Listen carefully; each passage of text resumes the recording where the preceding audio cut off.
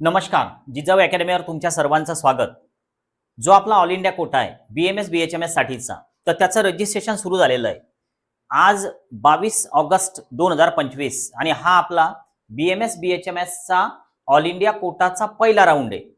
प्रश्न असा आहे की हे रजिस्ट्रेशन नेमकं कुणी करावं, कारण रजिस्ट्रेशन जर आपण केलं तरच आपण चॉईस फिलिंग करू शकतो. मग आपला स्कोअर नेमका किती असावा जेणेकरून या रजिस्ट्रेशनचा फायदा आपल्याला BMS किंवा BHMS ऍडमिशन साठी होऊ शकतो. त्यानंतर याचं फी स्ट्रक्चर किती राहील, यामध्ये कोणकोणते कॉलेजेस आपण चॉईस मध्ये ठेवू शकतो, असे खूप सारे प्रश्न की जे आपल्या मनामध्ये, तर याचे उत्तर या व्हिडिओमध्ये आपण घेण्याचा प्रयत्न करूया. सुरुवातीला तर हा जो ऑल इंडिया कोटा आहे यामध्ये AACCC असं आपण याला म्हणत असतो, की जे तुम्हाला या ठिकाणी दिसतंय. या कोटामध्ये जे कॉलेजेस येतात तर त्यामध्ये गव्हर्नमेंट कॉलेज असतात, गव्हर्नमेंट एडेड कॉलेज असतात, त्यानंतर डीम्ड युनिव्हर्सिटीज असतात. महत्वाचा प्रश्न आहे की याचा कट ऑफ नेमका किती जाईल, पण त्या अगोदर आपल्याला या ठिकाणी हे जे न्यूज अँड इव्हेंट्स आहे तर यावर क्लिक करायचं. ज्यावेळेस आपण असं करणार त्यावेळेस याची नोटीस जी आहे की जी लेटेस्ट आहे तर ती पब्लिश झालेली आहे 22/8/2025 ला, म्हणजे आज रोजी. पहिला राऊंड आहे सध्या, आणि यामध्ये थोडं रेड कलर मध्ये काय मार्किंग केलेलं आहे बघा. All candidates participating in AACCC counseling for admission to Ayush UG course BMS, BHMS, BUMS, BSMS, B Farm हे सगळे जे कोर्सेस आहे तर हे या AACCC हून चालणार आहे. मग आता यामध्ये नेमके कोणकोणते कॉलेजेस येतील, कोणकोणते युनिव्हर्सिटीज यामध्ये असतील, तर हे पण दिलेलं आहे बघा. इकडे एक सेंटेन्स आहे, यामध्ये असतील government colleges, government aided colleges, त्यानंतर सेंट्रल युनिव्हर्सिटीज, नॅशनल इन्स्टिट्यूट आणि डीम्ड युनिव्हर्सिटीज. मग प्रश्न असा येतो की सर प्रायव्हेट BMS कॉलेजच्या चॉईस फिलिंग यावर होतील का, तर नाही होणार. फॉर एक्झाम्पल समजा आपल्या आता आमच्या जवळचं सुलतानपूरचं कॉलेज आहे किंवा बुलढाण्याचं कॉलेज आहे, तर या कॉलेजच्या चॉईस फिलिंग किंवा चिखलीचं कॉलेज आहे तर या कॉलेजच्या चॉईस फिलिंग AACCC वर होत नसतात. सेमी गव्हर्नमेंट कॉलेज BMS असो का BHMS असो, प्रायव्हेट कॉलेज ऑल इंडिया मधून करायचं तर ते ऑल इंडिया हा नसतो, हा कोटा वेगळा आहे. AACCC हा डीम्ड कॉलेजेस, गव्हर्नमेंट कॉलेजेस, म्हणजे ज्या पण समजा सेंट्रल युनिव्हर्सिटीज असतात तर त्याच्यासाठीचा हा कोटा आहे. मग आता याचा कट ऑफ किती जाईल, याचं रजिस्ट्रेशन आपण करायला पाहिजे का, प्रश्न भरपूर आहे. याचे उत्तर या ठिकाणी देण्याचा मी प्रयत्न करतोय. बघा आता सुरुवातीला तर आपण या वेबसाईटवर जर का काळजीपूर्वक फोकस केला तर हे लेटेस्ट अपडेट आहे. इथं जर आपण समजा क्लिक केलं या न्यू रजिस्ट्रेशन 2025 वर, तर त्यामध्ये काय येतं तर ते आपण सुरुवातीला बघू. बघा लक्ष द्याल थोडं, ही इकडे आपण क्लिक केलं, क्लिक केल्याच्या नंतर तुमच्या समोर अशी एक टॅब ओपन होणार आहे. तर यामध्ये तुमचा नीटचा रोल नंबर तुम्हाला टाकायचा, या ठिकाणी हे पासवर्ड टाकायचा. पण हे केव्हा, जर तुम्ही रजिस्ट्रेशन केलेलं असेल तर. तुम्हाला जर नवीन रजिस्ट्रेशन करायचं असेल तर इथं न्यू रजिस्ट्रेशन वर क्लिक करावं लागतं. आता ज्यावेळेस आपण असं करतो तर त्यावेळेस या ठिकाणी पुढची टॅब ओपन होते आणि ह्या ज्या टर्म्स अँड कंडिशन आहे तर ह्या सगळ्या ऍग्री करून आपण या ठिकाणी आय ऍग्री वर क्लिक करू शकतो. म्हणजे आपण पुढच्या टॅबवर जातो परत. हे तुम्ही घरच्या घरी मोबाईलवर सुद्धा हा प्रयोग करून बघू शकता. यामध्ये तुमचा नीटचा रोल नंबर टाका, ऍप्लिकेशन नंबर टाका, कॅन्डिडेटचं नाव टाका, मदरचं नेम टाका, जे स्कोअर कार्ड प्रमाणे आलेलं आहे तसंच. त्यानंतर इकडं जो पण समजा तुमचा सिक्युरिटी पिन येतो तर तो येईल तुम्हाला, आणि फायनल सबमिट करा, OTP येऊन जाईल. तर हे सगळं करायचं आपल्याला, पण रजिस्ट्रेशनचा खर्च किती येईल तर हे पण महत्वाचं आहे. आणि यानंतर कट ऑफ किती जाईल. आता आपला जो मेन क्वेश्चन आहे तर त्यावर आपण येऊया. बघा आता हे आपली वेबसाईट आहे आणि मेन जो क्वेश्चन आहे की सर कट ऑफ सांगा, म्हणजे आम्हाला रजिस्ट्रेशनला बरं होईल. रजिस्ट्रेशन करायचं की नाही करायचं AACCCचं.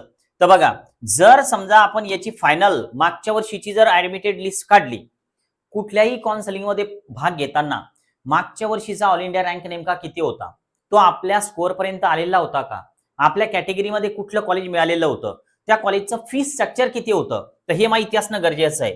आता यामध्ये जर तुम्ही बघायला गेलात तर बघा इथं ऑल इंडिया रँक आहे, हा ऑल इंडिया रँक आहे 8,36,332. एवढ्या ऑल इंडिया रँकला हे कॉलेज मिळालेलं आहे. जनरल कॅटेगरी वाल्याला मिळालेलं आहे. पण लक्षात घ्या ही एक डीम्ड युनिव्हर्सिटी आहे, तर हे पण आपल्याला माहिती असायला पाहिजे की हे डीम्ड कॉलेज आहे BMSचं, ओपन मधून अलॉटमेंट झालेलं आहे. आणि हे PH म्हणजे फिजिकली हँडिकॅप्ड वगैरे हा कॅन्डिडेट नाही, आणि राऊंड 1 मधून अलॉटमेंट झालेलं आहे. या सगळ्या राऊंड 1च्या अलॉटमेंट इथं. पण इकडे रँक बघा किती येतं, 7,49,145 ला सुद्धा मिळालेलं आहे. तीच युनिव्हर्सिटी आहे. त्यानंतर हे पण BMSचं कॉलेज आहे तमिळनाडू मधलं, तर हे सुद्धा या रँकला मिळालेलं आहे. 2,72,068. मग सर आमचा रँक तर बसतो यामध्ये, मग हे रजिस्ट्रेशन आम्ही करायला पाहिजे का? महत्वाचं आहे की या कॉलेजचं फी स्ट्रक्चर माहिती करून घ्या. जर तुम्हाला समजा असे कॉलेजेस जर का चालत असतील की जे साधारण 5, 6, 7, 8 ऑल इंडिया रँकला पण मिळतात, कारण इथं तुम्ही बघू शकता, हे बघा 7,13,034 अमृता युनिव्हर्सिटी, हे सगळं. आता जर समजा यामध्ये महाराष्ट्राचे कॉलेज पण तुम्ही बघायला गेलात तर महाराष्ट्राचे कॉलेज पण आहेत.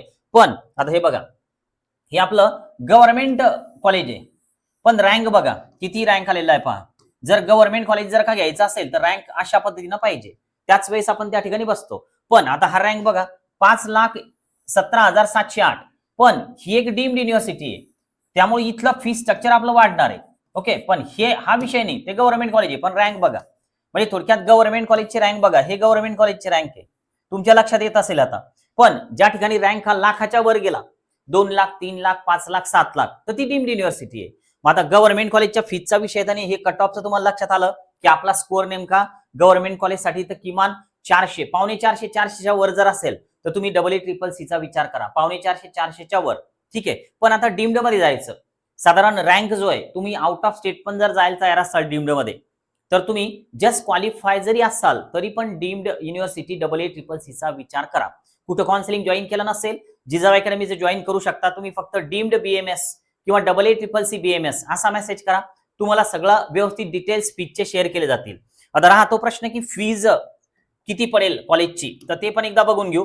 मी तुम्हाला साधारण एखाद्या 2 कॉलेजची फीज दाखवतो, तर त्यावरून आपल्याला एक अंदाज येऊन जातो. फी स्ट्रक्चर बघूया डीम्ड कॉलेजेसचं. आता जे कॉलेज आपल्याला सुरुवातीला बघायला मिळालं की ज्याचा कट ऑफ कमी होता, तर हे बघा, हे तामिळनाडू वाला कॉलेज आहे, इथं मी सिलेक्ट करतोय. याच कॉलेजचं फी स्ट्रक्चर आपण बघून घेऊ की ज्याचा कट ऑफ आपल्याला कमी दिसला, आणि हे बॅचलर ऑफ आयुर्वेदा, आणि याला आपण सबमिट करू. बघा, तुम्हाला हे काउन्सिलिंग जर करणं असेल तर हे खूप काळजीपूर्वक करा, कारण अलॉटमेंट होते. बघा, आता इथं जर आपण क्लिक केलं, कॉलेज फी स्टेटस पण आहे आणि हॉस्टेल मेस फीस पण आहे. आपण हे कॉलेजची फीस बघूया की नेमकी कॉलेजची फीस किती आहे.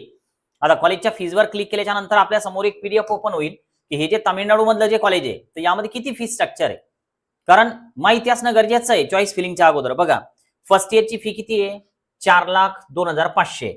सेकंड इयरची तेवढीच आहे, आणि हे बघा जे फायनल इयर आहे 6 मंथ, तर ते एवढं आहे. म्हणजे टोटल तुमचं बजेट जातं किती, 18,37,700.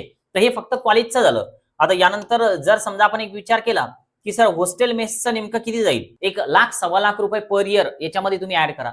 पण जस्ट क्वालिफाय जरी असाल, 7-8 लाख ऑल इंडिया रँक आहे, 9 लाख आहे, ट्राय करून बघायला काही हरकत नाही. तर त्यामुळे तुमची जर तयारी असेल, काउन्सिलिंग जॉईन करायची असेल समजा, तर करू शकता, नाही तर स्वतःचं काउन्सिलिंग स्वतः आपण करा, फक्त थोडं काळजीपूर्वक करा. आज आपण थांबूया. Okay, bye.